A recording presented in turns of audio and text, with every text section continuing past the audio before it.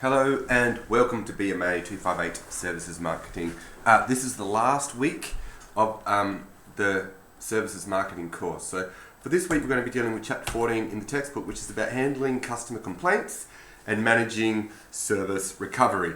So this is a kind of pretty important part of it.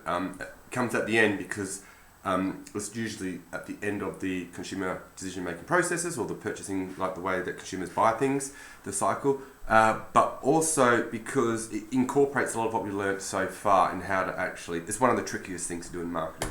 So it's also what I find one of the most fascinating things, because it brings in so many elements. So the learning outcomes for this week, first of all, to outline the course of action open to a dissatisfied customer, so from the customer's perspective. Second of all, explain the factors influencing complaint behaviour.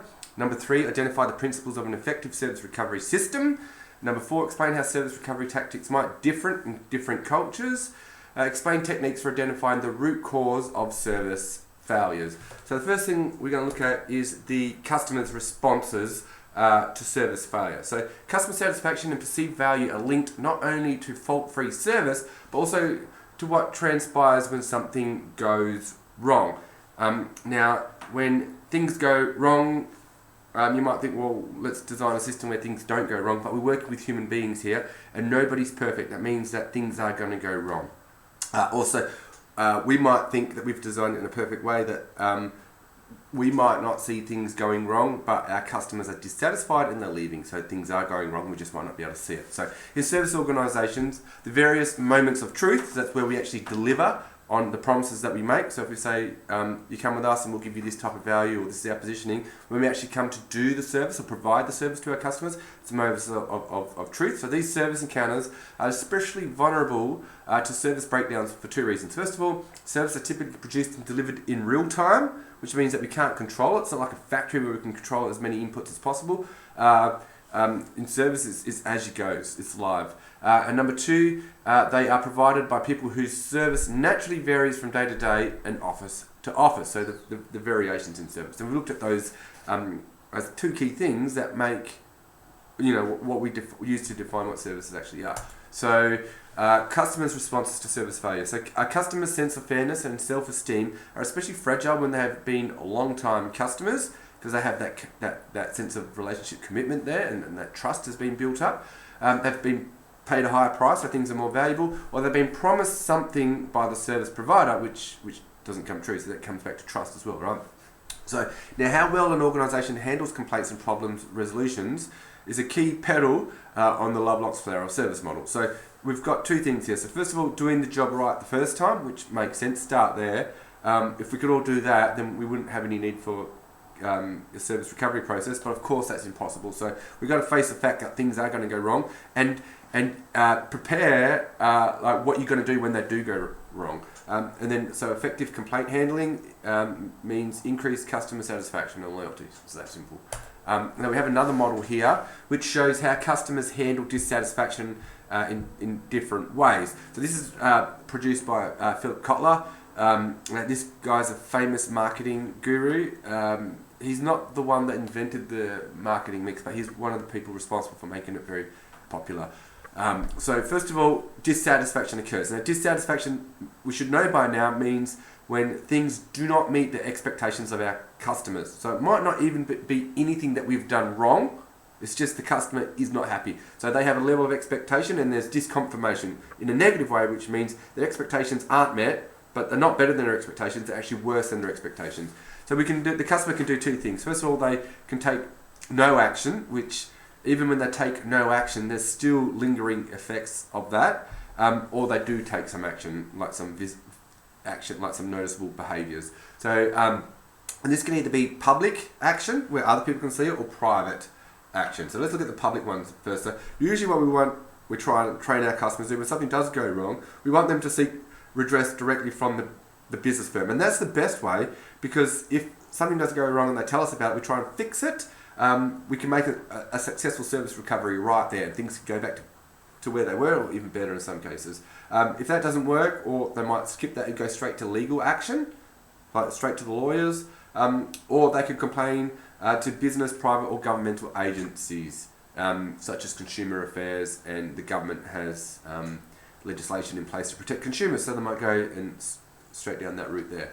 Now, so this is the public action that we'll know about, but they also take private action where they just decide to stop buying our product or service, and they start boycotting it. Remember we talked about evangelists and terrorists. Evangelists are people that like spreading the good news about our organisation, how good it is to people and stuff like that. But the terrorists are people that are actually trying to destroy our organisation as well, right? By telling everyone how bad it is. So that sort of leads to where they warn their family and friends about the product or the service provider. Now, usually that's not just through that way there. It's also that's going to happen through a multiple of ways.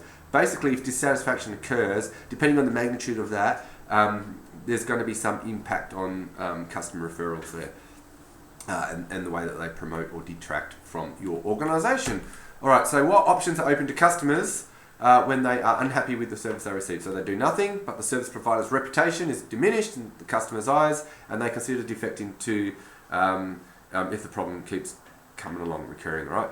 They can complain in some form to the service firm. They can take some kind of overt action with the third party. This is just explaining in more detail what was on the model there. A defect and simply not patronise the firm again and persuade friends and family to do likewise. Negative word of mouth. So all these things here are shown on this model. I just went back a slide on the model we just looked at. Alright, so we try and train organisations now to see complaints as an opportunity. And most people don't like complaints because there's a lot of negative emotions in there. So people go, oh, they're complaining again. And for us, it's extra effort and it's more work for us to do. And we want everyone to be happy and things to be going well, right? So when a complaint does happen, there's this negative connotations to it. But it also provides us an opportunity. So if we can see you go, oh, someone's complaining, and you can see this in service firms sometimes too, when there's a lot of energy and they're like, oh, something's going wrong, how can we fix it? And people can genuinely see it as an opportunity to make things even better than what they currently are, all right? Rather than running around trying to fix things that aren't broken, here's something that is broken that you can actually fix, all right? So it's a very opportunity, it's a very positive way of looking at it. So first, as a stream of information that can be used to help monitor quality and highlight improvements to the service design and execution. Excuse me. And second, as a series of individual customer problems, each of which requires a resolution. Okay, so the next one is complaints should be funneled into a central collection point, and this requires a system for capturing complaints and suggestions wherever they are made, which can include the firm's own employees at the front line, who may be working at a variety of different jobs, because sometimes customers talk and confide with the people that they're close with, like the boundary spanners, the frontline staff, but then there's no opportunity for our staff then to funnel this information back. And this particularly happens in large organisations where some of the most pressing concerns are just getting lost on the way up the management chain. And the senior management team are desperately, well, I shouldn't say desperately, but are keen to make things better and be proactive in the marketplace. But the things that they need to know the most just get lost between the customers' connection with the frontline staff, and then through senior management, up to the people who make the key decisions, right? So that's an issue. So if you funnel everything into that central point, then the people that need this data or information to make decisions can actually get it then. So the firm's own employees at the front line, locations and in contact with customers face-to-face by telecommunications. Similar concept. Intermediary organisations acting on behalf of the original supplier. So if we're making things and we're relying on other people to retail it, what are our retailers telling us about the products that we're making, or the services that we're delivering? Intermediary organisations acting on behalf. Managers who normally work backstage but are contacted by customers seeking higher authority. A lot of organisations seem to not to do that because you get a lot of complaining customers wasting middle management time, but sometimes it's just people with a rather extreme personality, or they have that need for conflict, and therefore it becomes to a certain point where organisations find it effective or efficient, I should say, to fade that out a lot, but then you miss opportunities as well. Suggestions or complaint cards mailed out or placed in special box. Complaints to third parties, consumer groups, or legislative. excuse me, and complaints to third parties, for example, agencies, trade organisations, and other customers. So all these things there can funnel back in to a central collection point where we can use that data then on that knowledge to make good decisions about improving customer satisfaction. So let's look at now the theory of stress and coping. So this theory has been used to explain consumers' response to service failure. Now, this theory is consistent with think, feel, do framework and helps us to understand the underlying psychological processes that trigger complaints and general unhappiness with a failed service encounter. And this is good. So it sounds pretty tricky. Think, feel, do. You're like, what framework is that? But anyone that's done, or we started in Principles of Marketing. We talk about cognitive, affective, and connotative elements. In consumer behaviour, we deal a lot with the tri-component model of psychology. And in services marketing, we talk as well about the psychological impacts of what we do. And indeed, a lot of marketing is this psychology, right? So a lot of the theory and the knowledge that we get comes from psychology, but we apply it in a different way. So rather than trying to diagnose people and find out what's wrong with them, we use these theories to understand people better and serve them better, right? So think is the cognitive part, feel is the affective part, and doing is the behavioural part. So it's just a framework that integrates the three key components that we've already been learning about all the way through our marketing degree. And the idea then is not so much about the theory, how tricky that theory is, but trying to understand, like if someone's unhappy, why are they unhappy? Like there could be a heap of things going in their life that are leading up to that point, and not just the fact that there's been a service recovery. They could be like something that's just been going on, like they constantly they're dissatisfied, but in a little way, and this is just the time that it explodes, right? So it's like a gradual build-up of dissatisfaction, or it could be they've heard some really bad news, like they've had to bring their dog to the vet and they're all emotional or something like that. It was even more personal, like something's going on with their kids' lives, or they not feeling well, they've got mental health issues. There could be a billion reasons why a customer is complaining, and not just the fact that you haven't delivered as to their expectations. So trying to understand then how they think about things and how they feel about things and what they're doing really helps us to then get to the root cause of what's actually causing the issue. And I can guarantee you, nearly every time someone complains, there's the thing that they say is the problem, but there's always this underlying thing as well. And the reason why they don't go straight to the underlying one is often because they're not completely aware of it. Like not everyone trains in understanding how people behave, right? You're going through 3 years of university to learn how to do that. So one, they might not be aware of it. Two, it's difficult to communicate about how we think and feel from a cognitive and affective perspective. And then three, if you don't normally do that with people, then you might not feel comfortable in actually, if it's not something you do often, you might not feel comfortable in going, well, actual fact, the underlying reason that I'm complaining is for this and this and this, right? And sometimes I see it undermines the legitimacy of their complaints. When really it helps us to address it. So there's a lot of things going on in people's heads when they complain, and it's our job to try and understand that. So the theory has been exploited extensively in analysing people's reactions to general stressful life events. At an appraisal stage, a person evaluates whether a particular stressful encounter with the environment, such as our service failure, is relevant to their well-being, and if so, is it likely to be harmful or beneficial to them? And that's understanding that the things that we do can generally impact people's mental well-being too. So the way that we treat them, if our customers actually punch someone in the face, that would be grounds for immediate dismissal, right? Because everyone can see physical violence is not okay. But if they are being emotionally abusive to your customers as well, that can also have very significant impacts on their lives, but people just can't see it as easy, right? So you punch someone in the head, they get a black eye or a blood nose or something like that, you can see it immediately. Emotional damage is so much harder to see, but can still be even more impactful. So that's a key thing for us as managers then to be aware of, not just so that we keep our customers, but so that we're not harming people as well. All right, let's look at this research here by the TMI SOCAP, which I can't exactly remember it's actually an Australian firm. I've got it in the link.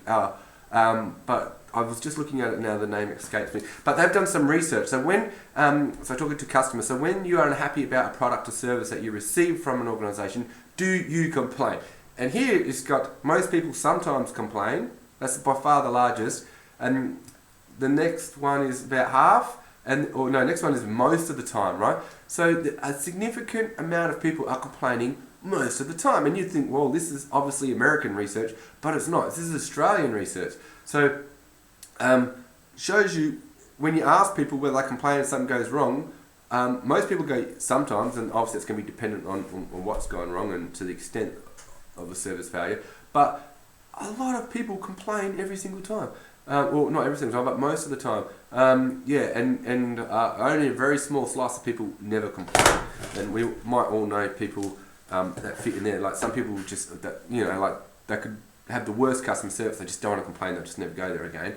And other people that are just like, oh, something's going wrong, here's an opportunity for me to, get on my high horse and have a go at the business, how they should be running it. And unfortunately, the more you know about businesses, the more you kind of start drifting towards, you want to start giving feedback about what they've done wrong and how they can improve it. Which I'm sure you guys as business students will be experiencing. So when you don't complain, what are your reasons? And remember here, these are the reasons that people state. So there might be other reasons which they're not saying. So I just don't have the time for it to complain. It's too much trouble, and I believe that, a lot of effort. Like people go, oh, you got to complain. And some firms deliberately do this. They make it as hard as possible to complain. So you go, you got to complain, no worries. Go to the website, download a form, fill in your details, blah, blah, blah. And you've got to fill out 15 pages of paperwork just to give them some, lodge a complaint or something, which is dumb because you think, oh, well, if we make it as hard as possible for them to complain, we won't get any complaints. And that means our business is doing well. It's such a dumb way of thinking because people have still got complaints. They're just not giving them to you because you're making it too hard for them to do. So I can understand why that's a big issue, and I think it's getting better now, but I haven't read the new research to see that, but it'll be interesting to track to see where that goes into the future. Alright, and there's a host of other reasons. So the next one we've got here is the causes of service switching behaviour. So this is when we've had a customer for a while and they change to another firm. So we just think of bank, right? So if you've been banking with Commonwealth Bank for a long time and you're happy with them, but then something goes wrong, just say you went to ring up and get adjust the interest rates on your home loan, or you want to get a car loan or whatever reason, or want to buy an investment house, and then you just didn't get the service. So you go, all right, I'm going to go from Commonwealth Bank, I'm going to go to the National Australia Bank. Stuff them guys, I've been with them for like 10 years, I've had enough, I'm going to switch to another service firm. Or it could be a restaurant. You've got a favourite restaurant that you go to, so it's like, let's go out for dinner, and you go, yep, let's go to this particular restaurant, right? But then something bad happens, and then you want to go to a different restaurant. You're like, I'm done with that one, let's go to a new restaurant. So there's a few things. So let's look at the first one is pricing. So price is too high, or price increases, what they don't think is fair. You'll be surprised when we give price increases, how if we explain it and give justification for it, a lot of customers are actually quite accepting of price increases because most people are aware of inflation, right? So prices are just naturally going up. So if you do it in a humble and fair way, it can be done. Price increase can be done well, but if it's unfair, it's going to be an issue. And just general unfair pricing, like you start giving discounts to get new customers, and your existing customers are like, well, what about us? We've been giving you loyal business for like 10 years, and now you're giving discounts to new people to get them on board. Like, how's that fair? And I agree. Like that's just a stupid way of doing business. Deceptive, and we all know that now. Hopefully, by the time you're this far into your services marketing, you know that the customer value segmentation, you look after your most valuable customers. You treat them the most valuable. Deceptive pricing, deceiving your customers always ends up going wrong in the long run, which is a pet hate of mine when someone gets tricked and they go, oh, it was good marketing. You tricked them into buying something that they didn't need. That was good marketing. You're like, no, it's the literal definition of bad marketing. If you're tricking your customers, it is by definition bad marketing. And if you don't believe me, look up the definition of marketing. You'll see it in there. Because it's about building long, valuable relationships with your customers. If you're deceiving your customers, you're not doing that, right? Inconvenience, locations, hours, wait for appointment, wait for service, so that's annoying. Core service failures, something goes wrong, billing errors, service catastrophe, something big goes wrong. And then service encounter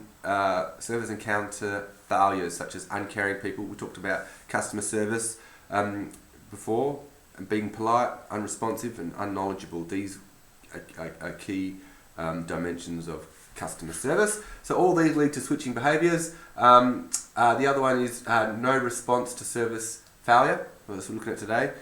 Service recovery. Competition, just found a better one. And there's a lot of those customers out there that are customers with you, not because they value the relationship they have with the organisation. It's just cheaper. It's just functionally it's better for them at the moment. Not so much in business to consumer, but especially in business to business. Ethical problems, unsafe products or unsafe organisations, or they're not sustainable, like there's a heap of those. Involuntary switching, such as you just moved. Like if you move to a different city, you can't help it, right? So that's it for this section. The next section we're going to be looking at the service recovery paradox and some of the more advanced elements of service recovery.